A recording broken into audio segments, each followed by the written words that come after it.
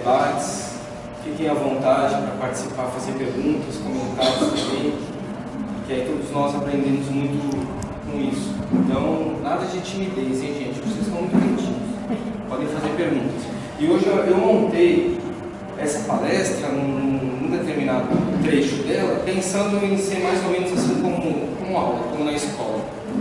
A gente já vai chegar lá daqui a pouco. Poxa, eu estava no capítulo 12 já, nos encaminhando para o final do Livro dos Espíritos. E esse é um dos capítulos mais bonitos, mais saborosos de todo o doutrina espírita, né? Que fala da perfeição moral. Que corresponde no Evangelho segundo o Espiritismo a um capítulo chamado Sede Perfeitos. Afinal, o Livro dos Espíritos reúne todas as características da doutrina espírita, né? Na sua particularidade enquanto ciência, enquanto religião e estudo filosófico, né? Então a gente pode dividir. No Evangelho segundo o Espiritismo, a gente tem um capítulo que prolonga um pouco isso daí. Depois, se tiverem interesse, vocês procuram lá. Chama-se Sede Perfeitos. Aqui a gente vai conversar hoje um pouco a respeito do que realmente importa na nossa vida aqui, enquanto encarnados, que é a gente se aperfeiçoar, é se melhorar. É para isso que a gente está aqui. Qual é o grande objetivo da nossa existência? É poder superar as nossas dificuldades, aquilo que nos deixa presos à inferioridade, é o que nos faz sofrer, é o que, por conta das nossas atitudes, gera sofrimento para os outros, porque geralmente a gente tem assim um certo vício também, é um tipo de vício, tem um amor próprio que sempre se defende, sempre se coloca na defensiva e vê sempre os outros como egoístas, né? Como pessoas problemáticas, porque nós não, a gente sofre. Aqui cada pessoa está no seu grau diferente de evolução. A Terra é um ambiente aqui de provas e expiações que é muito heterogêneo, então tem gente que está assim bem mais adiantada, como tem outras pessoas que estão muito mais atrasadas. Então todo mundo sofre e faz sofrer, numa medida ou em outra. E dentro do Espiritismo, a gente, enquanto encarnados aqui, é bom conhecer como funciona a dinâmica do mundo espiritual, né? Que a gente tem já no começo do estudo do Livro dos Espíritos, no ano passado, a gente falou disso, sobre a gente estagiar em reinos de vida diferentes, né? No mineral, no vegetal, no animal, até no ser humano. A gente vê qual é o tipo de comunicação que existe entre o plano espiritual e a gente. A gente entende a natureza dos fenômenos, as manifestações. Tudo isso daí é muito bom, é interessante. Só que, o que conta mais? Para que a gente está aqui? É para se melhorar. A gente pode chamar de reforma íntima, ou pode chamar de transformação interior, mas é para isso que a gente está aqui, para tentar buscar um novo jeito de ver o mundo, de ver as pessoas, de ver a gente mesmo, de perceber como é a vida após o desencarne. No Espiritismo a gente aprende que não existe morte, só do corpo. O corpo sim, ele vai se decompor e ele vai voltar para a Terra como um organismo inteiro vivo, né, numa totalidade de vida que se renova, mas o espírito é imortal. Então a gente vai reencarnar. Isso daí, essa fé que a gente passa a ter na vida futura, também ajuda muito, dá muita força para o nosso movimento, nosso esforço de transformação íntima. Então, a perfeição moral, a gente está muito longe ainda, né? Acho que até a Wanda fez uma brincadeirinha para descontrair sobre isso. Lógico que a gente está longe. Esse mundo aqui é difícil, é penoso, né? É um mundo assim que tem muitas belezas, tem muitas possibilidades. A gente tem aqui o potencial de trabalhar para a nossa evolução, claro, mas é um lugar difícil, um lugar em que, assim, justamente por causa dessa diferença de estágios, de degraus que as pessoas se encontram na evolução, a gente vai sempre se chocar com alguém. Sempre vai ter alguma pessoa que vai nos causar um dissabor. E a gente também, por conta da nossa inferioridade, vai também atrapalhar a vida dos outros. Cada vez menos, né, gente? Porque, afinal de contas, a gente está tentando entender como Jesus viveu aqui, nesse curto período de encarnação dele. A gente tenta pegar os exemplos para colocar em prática na nossa vida. E é disso que se trata as virtudes. Virtude é qualidade, né? É uma coisa que está voltada para o bem. Esse é um capítulo do Livro dos Espíritos que ele é bastante antagônico. Ele mostra um contraste muito grande. De um lado, a gente tem assim a vida espiritual, que é a vida das virtudes, das qualidades, do bem, do amor. Amor é a virtude sublime. De outro lado, a gente tem os vícios, né? Sendo que o carro-chefe de todos os vícios é o egoísmo. A raiz de tudo está no egoísmo.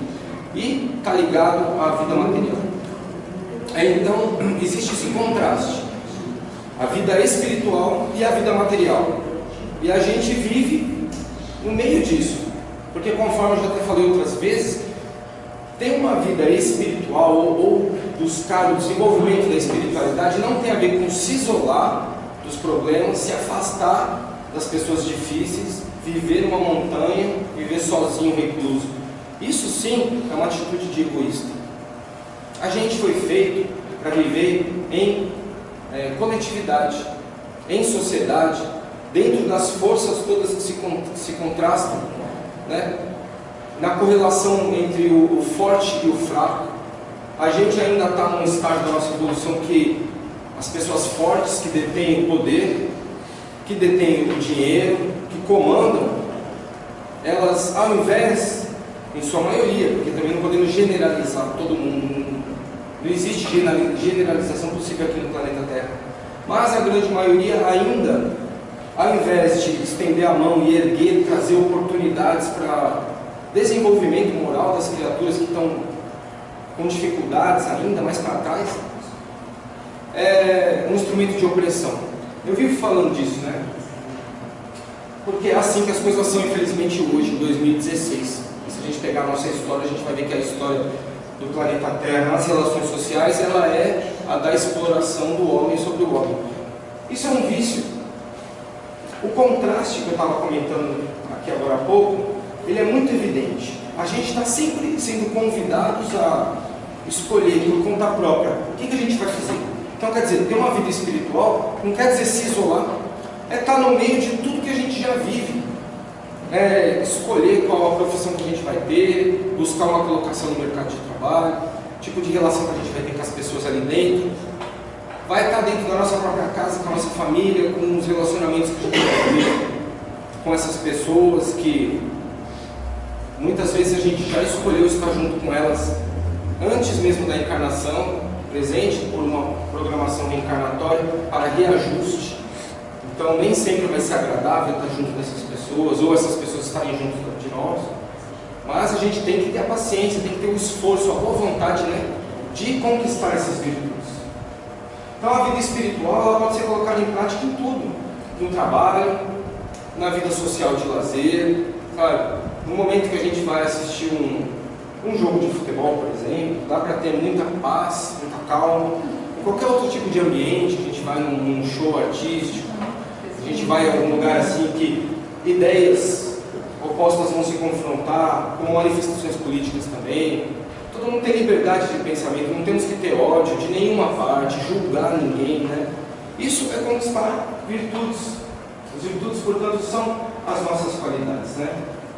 Aí eu pergunto para vocês, alguém saberia me dizer, ou arriscaria tentar dizer assim, qual é, entre todas as virtudes, a que traz maior mérito para nós? Qual é, segundo diz, literalmente no Livro dos Espíritos, qual é a mais meritória de todas as virtudes? Caridade, benevolência, paciência. Todas elas.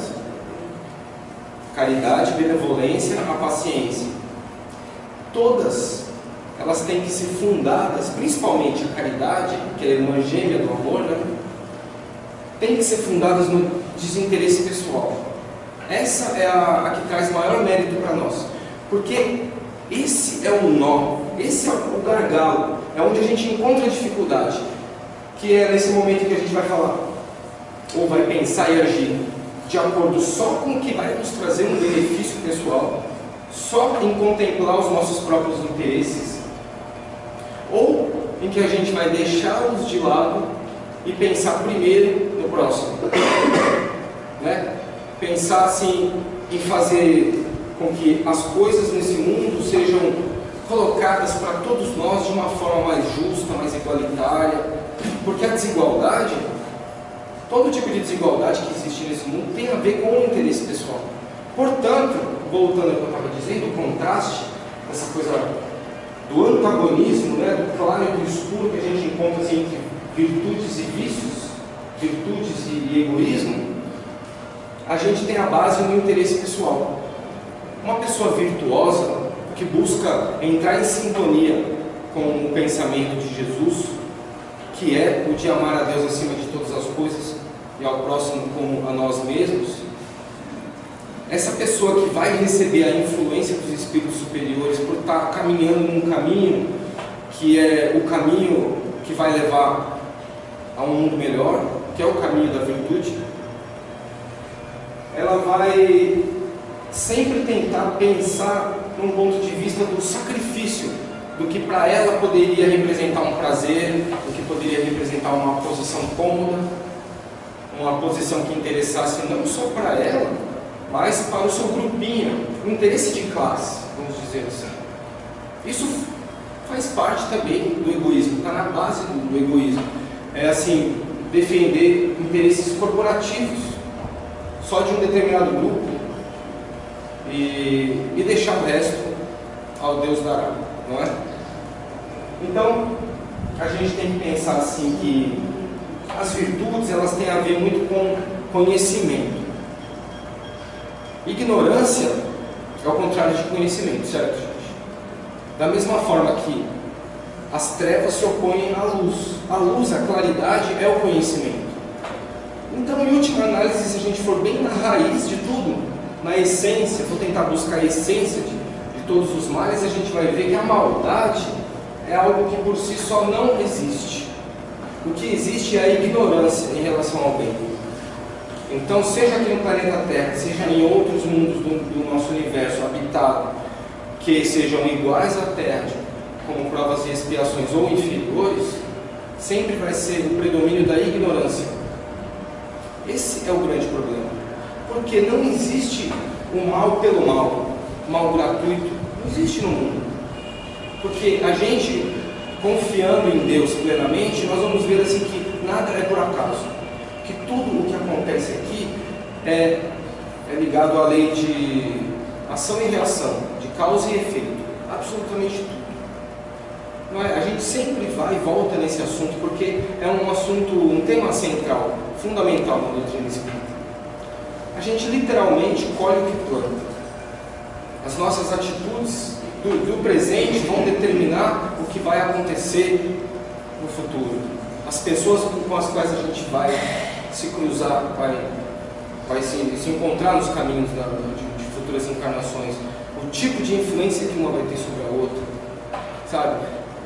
Se hoje em dia a grande parte da população da Terra aqui, talvez até todo mundo, fora os espíritos missionários, poucos, porque eles já estão muito mais elevados, e com certeza nenhum de nós aqui ainda é um espírito missionário, como foi o Chico Xavier, mas, conforme eu estava falando para a Wanda, é maravilhoso falar desse tema, porque é o que nos dá ânimo, esperança, de saber que os espíritos superiores, eles nos dão essa certeza absoluta.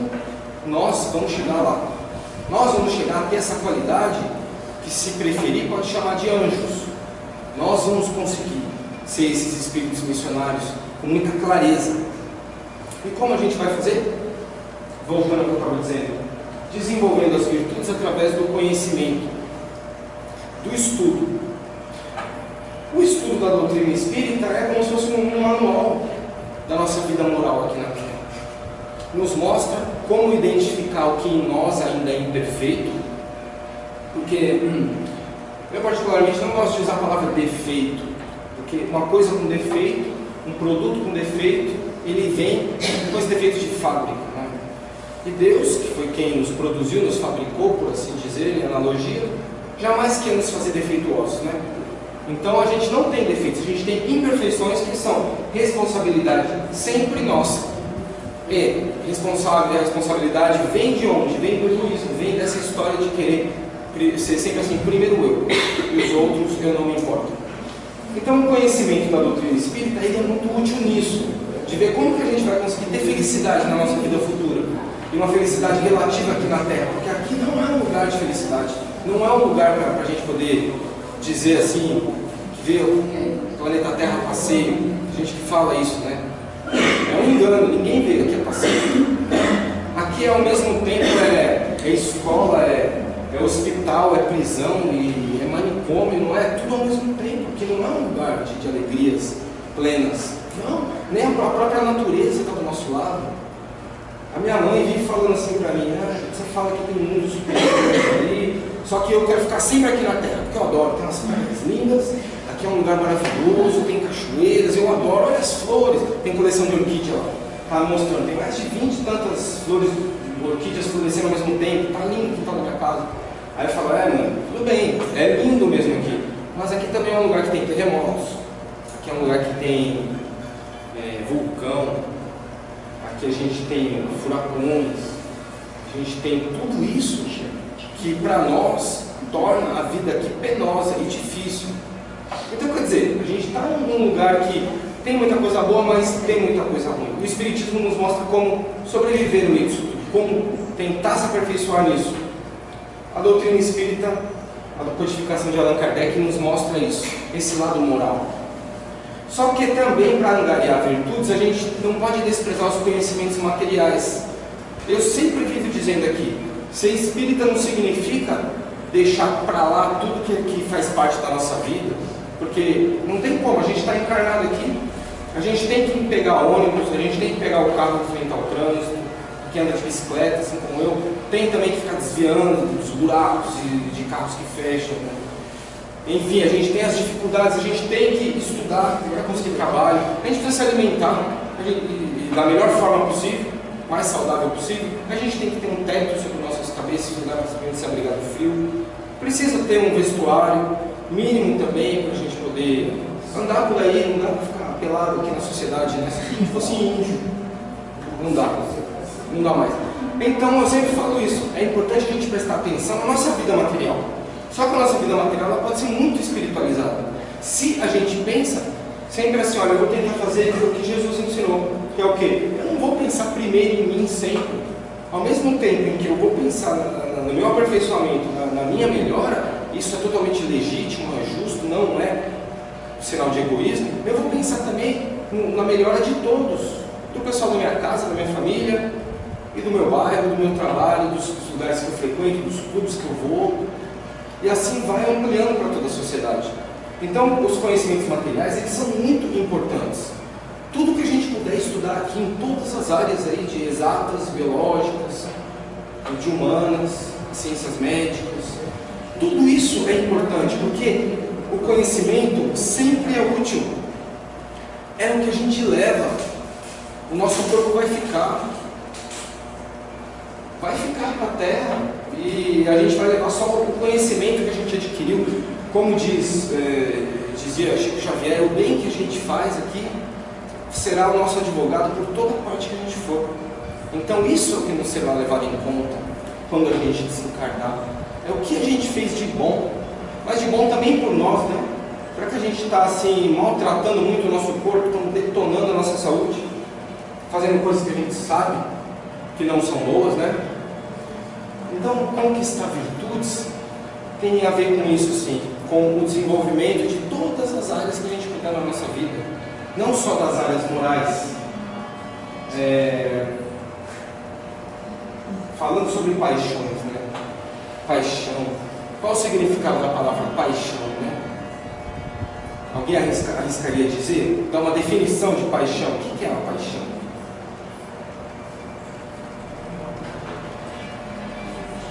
Paixão, estar apaixonado. Não sei vocês, mas paixão é uma coisa muito forte, não é? Vamos tentar juntos construir um entendimento, né? A paixão, ela pode ser avassaladora. Ela pode nos conduzir assim, a fazer loucuras. A gente pode pensar na paixão assim, à primeira vista, com um relacionamento, né? Entre dois seres humanos, que não necessariamente podem ser homem e mulher. Porque Porque a paixão a gente sabe que brota, o amor ele pode acontecer com qualquer pessoa, em qualquer faixa etária. Né? A gente tem que respeitar a orientação sexual das pessoas. Só que assim, a paixão ela não é amor. A paixão, ela é como diz muito bem no livro dos Espíritos, é como um corcel, um cavalo selvagem, que precisa ser domado. Para que ela possa nos levar para um fim útil, a gente tem que controlar, governar a paixão. Porque quando ela que governa, e a gente tem descontrole sobre ela, ela pode nos derrubar e nos esmagar. Esse é o problema da paixão. Porque em origem, em essência, a paixão ela está em nós para nos mover adiante, para nos levar a grandes conquistas, façanhas, realizações, grandes obras que a gente faz na humanidade. Né? O desenvolvimento das ideias, o progresso material, as ciências que vão à frente, os ideais. Isso tudo é muito bom, desde que a gente governe, porque o excesso é que é o problema, o descontrole é que é a causa do mal. E paixão pode estar muito ligada a vício, vício no sentido de prazeres, né? Porque quando a gente fala em vícios, a gente está falando automaticamente em prazeres, e não são só ligados a substâncias químicas, drogas e álcool, drogas ilícitas ou as lícitas. Remédios são drogas, né? Café também é droga. Açúcar é uma das piores drogas que existem, né? Esses vícios, eles estão ligados, olha como uma coisa encaixa com a outra, né, gente? Está ligado ao egoísmo, que é o interesse pessoal, único e exclusivo, que está ligado ao que é o prazer. A gente não pode negar o prazer que o vício traz para as pessoas, para nós. Algum vício a gente tem. Pode ser o vício de criticar os outros, nem que seja mentalmente. O objetivo descontrolado vira uma paixão também. Vira. Qualquer objetivo que você coloca, aquela ideia fixa e não se controla, não se educa para buscar aquele objetivo, ele acaba virando uma paixão. É uma paixão, é um objetivo descontrolado. Quer ver uma paixão descontrolada em relação ao objetivo? É o que disse Maquiavel, explicando assim que existem bons governantes tão tiranos que acreditam assim que os fins justificam os meios. Você pode fazer qualquer coisa para atingir o seu objetivo. Isso é uma paixão descontrolada.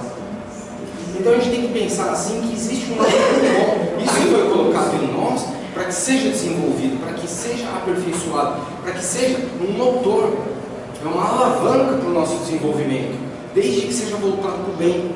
Ou seja, não só para nós, né? E qual é a melhor forma então da gente superar o egoísmo e os vícios, né? Segundo o livro dos Espíritos, é através da educação. Só com a educação que a gente vai superar os problemas da moralidade aqui no planeta Terra.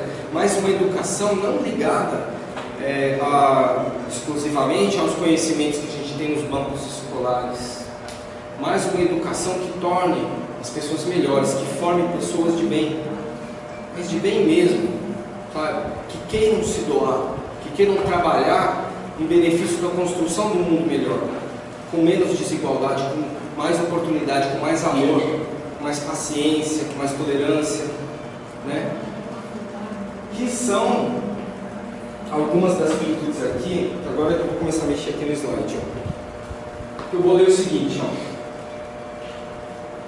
eu fiz uma listagem de virtudes, de algumas, para a gente passar os olhos meio que rápido, porque eu estou até temeroso que não vai dar tempo de passar tudo, porque eu sei que tudo. Então vamos tentar ver um pouco mais a fundo o que é cada virtude que eu coloquei aqui. Vamos lá. Autoconfiança. Conquistada com o desenvolvimento de recursos e habilidades que levam a competência, segurança e tranquilidade no decorrer da vida. A pessoa que possui autoconfiança, ela é prudente e equilibrada. Tenta agir com cautela. Você tem a confiança do que você tem que fazer, mas também você tem que saber quais são os limites da sua ação, né? Porque uma pessoa autoconfiante é uma pessoa que sabe que vai dar certo o que ela vai fazer. E isso é uma virtude que a gente conquista. Não se atira a qualquer aventura sem saber se vai dar certo ou não. No sentido de pôr em risco uma coisa muito grande como a própria vida, por exemplo, né?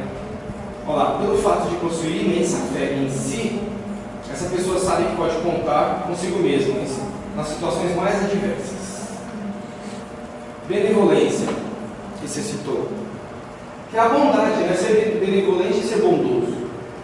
Leva a praticar o bem, podendo acrescentar a generosidade, gentileza e simpatia. É preciso renunciar a sentimentos de hostilidade e egoísmo. Claro, quando eu falo assim, olha gente, vamos pensar assim em termos de claro e escuro, o contraste é muito grande. Para você poder conquistar essas virtudes aqui que a gente vai agora olhar e comentar, você precisa muitas vezes ter feito um trabalho anterior, pré-requisitos. Muitas delas agem em conjunto. Então tem alguns pontos da nossa conduta que são absolutamente incompatíveis. Não existe compatibilidade entre ser egoísta ou hostil, que é o quê? O que é ser hostil? Sabe? É tratar as pessoas de uma forma assim, indelicada, para dizer o mínimo, né? É arrumar briga, é não dar oportunidades de expressão para a pessoa. Não dá para ser benevolente assim, né? Contentamento. Promove a alegria e o bem-estar. Proporciona o poder de enfrentar as adversidades sem aflição. Olha, isso é importante. Sem aflição. Mantendo serenidade e a jovialidade, que está ligada à alegria também. Contentamento e alegria tem muito a ver. Ser jovial está muito ligado à alegria. Capacita a pessoa a se adaptar às situações e mudar a atitude diante delas. Só um breve comentário aqui. Existe uma grande diferença entre ser feliz e contente, né? Porque a felicidade é um estado que a gente não consegue manter de forma plena aqui no mundo. Não dá para ser feliz o tempo todo. A gente tem instantes, lampejos de felicidade, não é? Agora, ser contente, a gente pode ser, olha que legal, buscando compreender de fato o que é ser cristão, o que é ser espírita, a gente vai confiar em Deus a ponto de saber que tudo que acontece tem uma causa justa, está dentro da bondade de Deus, é para o nosso bem, mesmo que seja como um remédio amargo que vai nos levar a passar dificuldades, mas depois, futuramente, a gente vai ver que colheremos frutos melhores e bons. Então, por isso, a gente pode sempre ser contente, feliz com a posição que a gente ocupa, fazer o nosso melhor, sempre tendo a esperança também de conseguir um desenvolvimento maior, mas sem ficar revoltado. Isso é legal. Então, felicidade plena não existe, mas o contentamento constante é possível da gente ter aqui na Terra. Coragem. É uma habilidade ímpar para enfrentar com serenidade e domínio do medo perigos que se apresentam no percurso da vida. Tem a ver também com, às vezes, a gente ter medo. Coragem não é a ausência pura do medo. A gente continua tendo medo. Só que a gente não deixa o medo nos paralisar. A gente não se deixa dominar pelo medo. E segue em frente no que precisa fazer. Com serenidade. Olha só como uma coisa liga na outra. Vocês estão vendo essa constelação que vai se formando? Eu acho lindo. Proporciona a aptidão de avaliar uma gama enorme de possibilidades para superar os obstáculos. Inspira a pessoa a agir com perseverança e determinação, em qualquer circunstância. Desapego. A gente começa a ver as coisas com imparcialidade, né? De autocontrole, vem de dentro para fora. Não depende dos outros, porque a gente não está apegado a essas situações. A gente consegue se desapegar até de próprias ideias e opiniões, livrar de preconceitos, agir com justiça. Desapegar em relação às pessoas, aos bens materiais e imateriais, leva uma vida mais feliz. Sem dúvida, porque o egoísmo está ligado que é o apego à matéria, ao passo que as qualidades que a gente desenvolve, as virtudes, estão ligadas justamente ao desapego da matéria, que é o desenvolvimento das nossas qualidades espirituais. Despreocupação, serenidade, confiança, paz, viver cada momento com intensidade e prazer, deixa que amanhã as coisas se resolvam, sabe? Despreocupação não significa que a gente não está nem aí e leva as coisas de qualquer jeito. Significa que a gente não se preocupa antes, quando não dá para fazer nada. A gente tem que se preocupar com o que está ao nosso alcance hoje. Quantas vezes a gente já, em nossas vidas, nós não nos deitamos na cama e a gente começa a pensar sobre coisas que naquele exato momento a gente não tem nenhuma capacidade de resolver. A gente só fica ali sofrendo, remoendo, com insônia, passando mal, com remorsos, não é? Com culpas. Que no Espiritismo a gente sabe que essa palavra culpa pode ser abolida para sempre. Não existe culpa, existe só responsabilidade. Então a gente tem que se preocupar com o que está ao nosso alcance, com hoje, não ter uma preocupação. Se preocupar com o que virá mais para frente. Muitas vezes, se a gente deixar nas mãos de Deus, tudo se resolve, a gente faz o nosso melhor, que a providência divina se encarrega de todo o resto. É como diz aqui, ó, não significa imprudência, né? Mas ela inspira a pessoa a ser responsável. Determinação, firmeza e perseverança. Permite progredir. Sem determinação não tem como a gente ir para frente. Não dá. Ter sucesso em todos os empreendimentos. Porque não dá para ter preguiça, ou ter medo, ou falta de ânimo, dúvida, né? Quando a gente é determinado em alguma coisa. Sim, ela é necessária para assimilar as demais virtudes, para se livrar de tudo que é ruim. Vou dar uma corridinha, gente. Disciplina. Ordem, organização, aceitação de preceitos e normas. A gente precisa corrigir, moldar, aperfeiçoar o caráter. A disciplina não tem a ver, falando rapidamente assim, como receber ordens dos outros, necessariamente, como uma disciplina militar do exército. Tem a ver com a gente ter uma disciplina interna de falar assim, olha, eu vou tentar fazer o melhor que eu puder aqui. Então, para tanto, eu não vou negligenciar as coisas que eu preciso fazer. Não vou ficar deixando para amanhã. Eu vou me disciplinar a sempre cumprir prazos que eu vou cumprindo mesmo, né? Olha lá. Terá que abominar os hábitos nocivos? Claro, a gente tem que estar no foco positivo. A disciplina fala assim, ó, vamos seguir um caminho reto, um caminho do bem. Isso é ser disciplinado. Na ausência de disciplina, a vida organizada pelo menos fica impossível. A gente só sobrevive, não é? A docilidade é uma força magnética que atrai todo mundo. A vida fica mais leve, fica mais confortadora. Então, as pessoas são mansas, são pacíficas, são doces, afáveis, né? Bom humor e gentileza, totalmente ligado com isso. Empatia também está ligado com essa docilidade. Porque a gente esquece da gente mesmo para se pôr no lugar do outro. Isso é compaixão. A gente vê as coisas sobre os olhos das outras pessoas, né? Tentando entender quais são as suas motivações. Isso é gerar empatia. Entusiasmo. Na raiz etimológica da palavra entusiasmo, o significado é ter Deus dentro de si. Isso é entusiasmo, esse fogo, essa paixão bem governada e dirigida. Essa chama provoca a mesma ação, é movimento, motiva, fogo interior. É isso mesmo, ó. Só existe progresso por conta do entusiasmo, não por causa do comodismo. As coisas se transformam, mas você tem um impulso. O progresso precisa do impulso. E é legal que o impulso ele depende de nós. Não vai ser Jesus que vai vir aqui, nem um espírito superior que vai pôr a mão na massa. Eles podem e devem e sempre nos inspiram, porque é a própria missão deles. Nos aconselhar quando a gente se coloca 100% dentro do caminho, que é o exemplo de Jesus, a gente vai contar com um auxílio poderoso espiritual. Mas somos nós os agentes. Ó, estabilidade, coerência, responsabilidade, ser constante. Não admite rigidez, mas flexibilidade, né? Que vem daí. Qual o melhor exemplo, senão do bambu?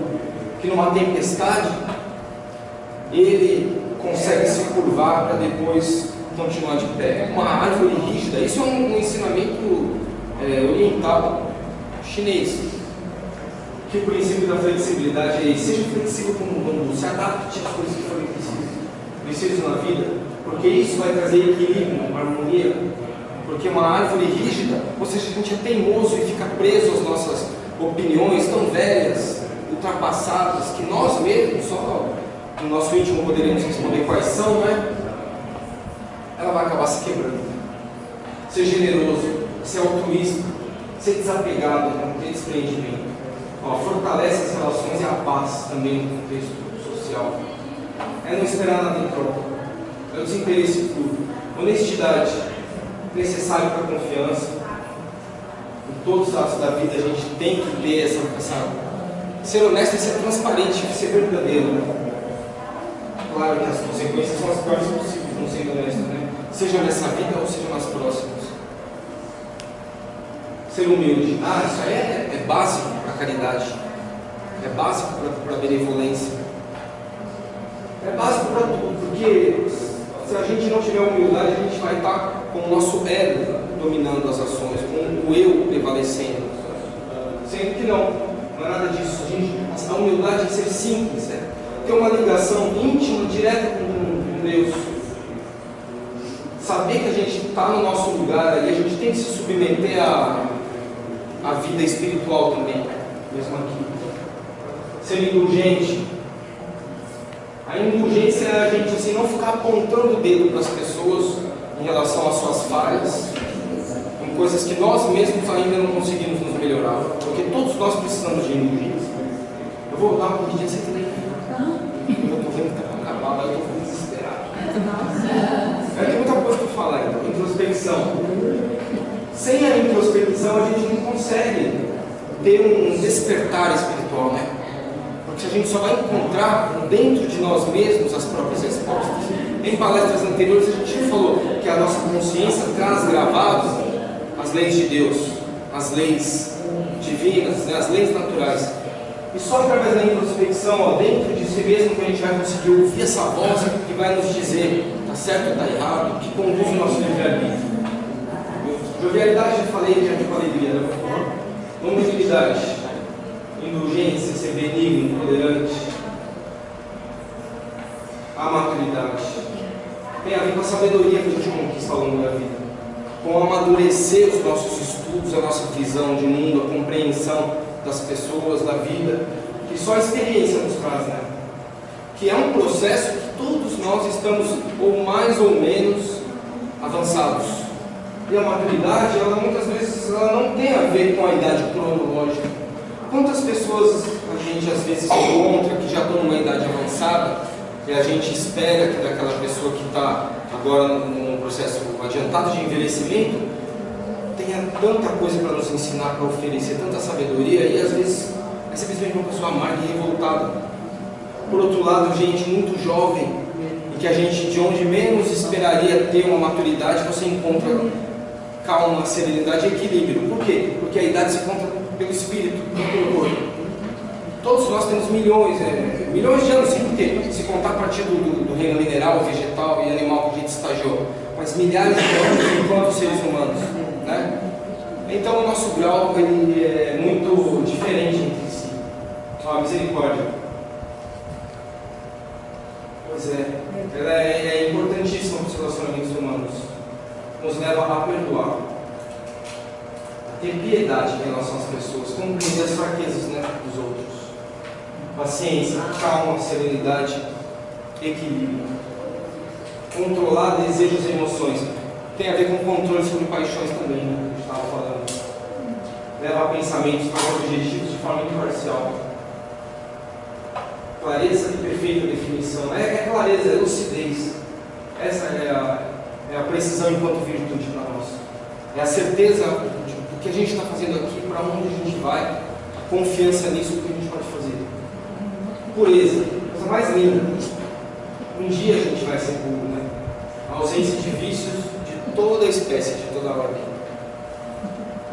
Mente sã e equilibrada, que só vive lá dentro o amor e justiça. Não tem máculas, não tem rancor, não tem nada de ruim. E a sabedoria, ligada à maturidade. É um poder para controlar impulsos e reações. Reconhecer a voz da intuição. Isso é uma coisa que só a maturidade também nos traz. Muitas vezes é o plano espiritual falando com a gente através dos nossos pensamentos, a gente nem percebe. E é isso, gente. Essas são algumas das virtudes, são como superpoderes para nós. Se a gente for pensar, esses são os poderes que a gente pode conquistar na vida. Não é? E é o que a gente vai levar para sempre, encarnação após encarnação, para todo lugar que a gente for.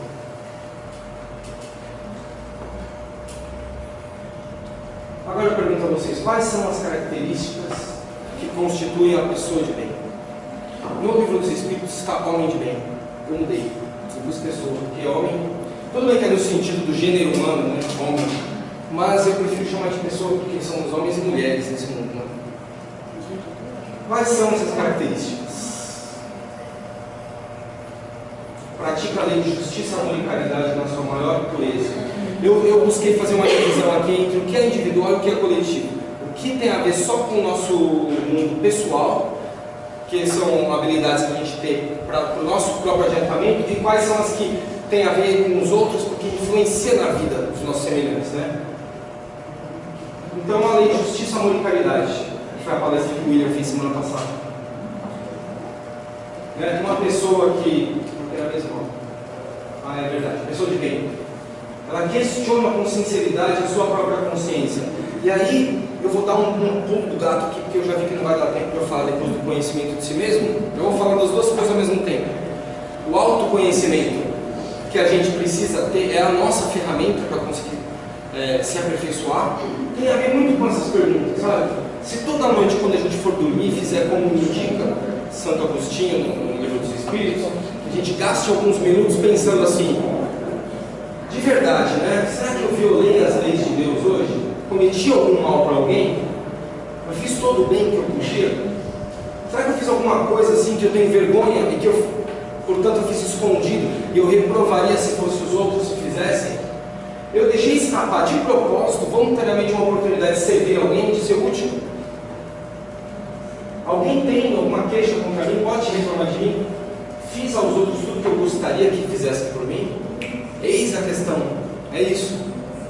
Sabe, na verdade são poucas coisas que resumem tudo que a gente tem que fazer. A gente pensa assim: não faça para os outros aquilo que não quer que faça com você mesmo. Lógico, faça para os outros só o que você gostaria que fizesse a você. O mecanismo do nosso autoconhecimento, como Sócrates disse na Grécia Antiga, conhece-te a ti mesmo, está ligado a isso.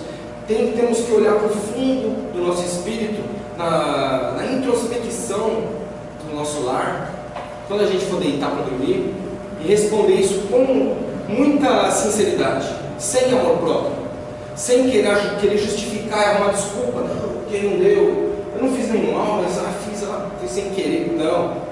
Quer ver um jeito simples? Coloca assim, tudo no lugar do outro. Se as coisas que a gente responder nessas perguntas, se fosse outra pessoa que tivesse feito as mesmas coisas, a gente ia censurar? A gente ia achar que está errado? Ou a gente ia concordar com isso? Pronto. Esse é o parâmetro que a gente precisa. Se der tempo eu falo mais do conhecimento de si mesmo. Vamos seguir. Então, a pessoa de bem tem fé na nossa frente, tem fé na bondade, sabedoria e justiça de Deus, sabe que nada acontece sem sua permissão. Isso é uma motivação individual, é um entendimento que a gente tem que ter com a gente mesmo, né? A fé é intransferível. Você não vende fé em farmácia. A gente tem que conquistar nossa fé. Ninguém pode nos dar, muito menos geneticamente. Você é filho de pessoas que têm muita fé, não quer dizer que você vai ser também. Porque a carne vem da carne, mas o espírito não vem da carne, o espírito vem do espírito. Olha lá, a pessoa de bem submete-se com humildade à vontade divina. Ela tem fé no futuro e coloca os bens espirituais acima dos materiais, que são efêmeros, são temporais. E é também uma conquista individual, depende do esforço particular do indivíduo, né, da pessoa. A pessoa de bem tem resignação perante as dores, sofrimentos e decepções da vida. A resignação, que aliás poderia estar na nossa lista de virtudes, né? Porque o que é ser resignado? Perfeito. Oi? Alguém falou? Ser resignado é se aceitar as coisas que estão ao nosso alcance, que podemos mudar, mas aceitar também aquelas que estão fora do nosso alcance, confiando acima de tudo em Deus. Então, os sofrimentos, decepções da vida, as dores, a gente sabe que está tudo ligado dentro da justiça de Deus e que tudo concorre para uma evolução de todos os seres do planeta Terra e em todo o universo. Então, por isso a gente tem resignação, que está ligada à paciência. Só que ser resignado não significa ser apático, né? Não significa isso. Você tem que manter uma atitude positiva perante a vida, se esforçar, lutar, buscar a conquista das virtudes, mas de uma forma que você não se revolte. A resignação é essa paciência, essa serenidade, ela não revolta. Indignação a gente pode e deve ter, mas revolta não. A revolta descamba para a violência, e a violência é contrária às leis de Deus. Pessoa de bem, ela faz o bem pelo bem, sem interesse, não quer nada em troca. porque é movido pelo sentimento de caridade e de amor ao próximo.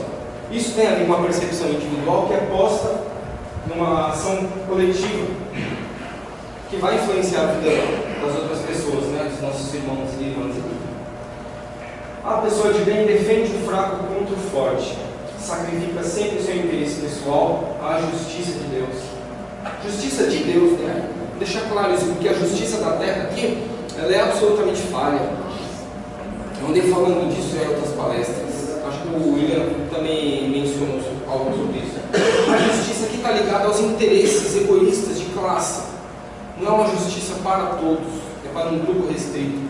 Mas com o progresso, com a evolução ao longo do tempo, isso vai se transformar.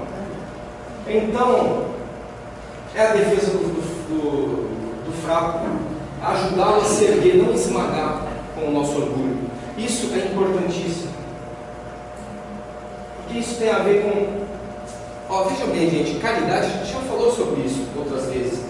A caridade é um jeito de respirar, é um jeito de enxergar o mundo.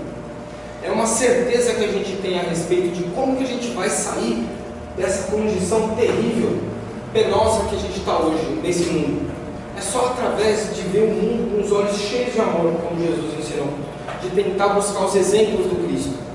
A caridade, ela pode e precisa ser material também, ela não pode se resumir a isso. Isso é só uma faceta da caridade. Caridade tem a ver com todas aquelas virtudes que a gente falou. É impossível uma pessoa ser verdadeiramente caridosa e não possuir alguma daquelas virtudes. Só que a gente não está falando aqui de uma perfeição moral que nós ainda não temos. E mesmo essa perfeição moral, ela vai ser relativa, não absoluta, porque perfeito só Deus é. Nós vamos ser sempre relativamente perfeitos. Então, sabe, gente, eu falo assim, eu espero que vocês não fiquem intimidados de pensar, eu não vou conseguir fazer isso nunca. Claro, a gente não vai fazer tudo de uma vez. Comentamos, né, Wanda, sobre isso. Não, vamos ter paciência com a gente mesmo, ter calma conosco, mas saber que assim, tudo bem que uma pessoa verdadeiramente caridosa, ela tem que ter todas aquelas virtudes, mas se ainda não tiver todas, pelo menos algumas, já colocam ela em movimento, já colocam o amor em movimento, que é a caridade, né? Então vamos com calma, vamos fazer o nosso esforço o melhor que a gente puder, mas sem aquela cobrança ferrenha também, sabe? Implacável com a gente mesmo. Sejamos exigentes sim com nós mais do que com os outros, não é? Mas também tendo um pouquinho de paciência. Olha lá, a pessoa de bem ela fica feliz, fica satisfeito com os benefícios que distribui, os serviços que presta, as venturas, as alegrias, os gozos que promove, as lágrimas que seca, as consolações que leva aos aflitos. E isso sim é uma coisa que a gente faz sempre para os outros. Então, olha só que coisa mais paradoxal, não é? É essa tal felicidade. Que a gente pode ser levado a pensar assim: pô, para eu ser feliz, né, eu vou fazer umas coisas que me agradam, as coisas que eu vou gostar de fazer. Em equilíbrio, tá certo. A gente tem que sim buscar coisas para nós também. A gente está no desenvolvimento da nossa espiritualidade, né? Só que o paradoxo disso é, quanto mais a gente esquece do que seria em primeiro lugar para nós e faz em benefício dos outros, como isso, ó, dar alguma ajuda, ser útil, sabe, fazer uma coisa mesmo boa, né? Tratar as pessoas de uma forma assim positiva, com amor, com paciência, ouvir as pessoas até o fim sem cortá-las, tudo isso aí é caridade, né? O paradoxo está nisso: quanto mais a gente se dedica para os outros, mais essa felicidade volta para nós, porque é assim, tudo que a gente dá retorna para a gente em dobro futuramente. É uma lei de Deus essa. Portanto, essas são qualidades coletivas. O primeiro impulso da pessoa de bem é o de pensar nos outros antes de si mesmo. Já falei, né? Tratar dos interesses dos outros antes dos seus. Também já falei, não vou ficar repetindo. Eu falei, hoje está tipo escola, né? Escola a gente repete. Olha lá, já o egoísta faz o contrário. Ele fica calculando o que ele vai ganhar no bem que ele faz. Se vai valer a pena, se vai ter publicidade, né? Se a caridade que ele faz vai fazer com que ele ganhe algum tipo de status social, se torne uma pessoa mais honrada na sociedade, não é? Isso é puro egoísmo. Então vamos lembrar, ó, que egoísmo é interesse pessoal, exclusivo interesse pessoal. Virtude, o contrário disso, desinteresse pessoal. Vamos lá. A pessoa de bem, ela é benevolente para com todos, porque vê todos como irmãos, sem discriminar etnias, classes sociais, orientação sexual e crenças. O que é ser benevolente? Tinha lá na lista? Não lembro. Tinha, né? Benevolência tem a ver com bondade. A bondade tem muito a ver com a gente ser paciente, ser tolerante, né? Por isso que diz, ó, a não discriminação está ligada à benevolência, porque é uma forma de a gente respeitar o próximo. Outra coisa super simples, a gente viver bem e agir de acordo com a doutrina espírita, é respeitar o próximo, respeitar as escolhas das pessoas, não é?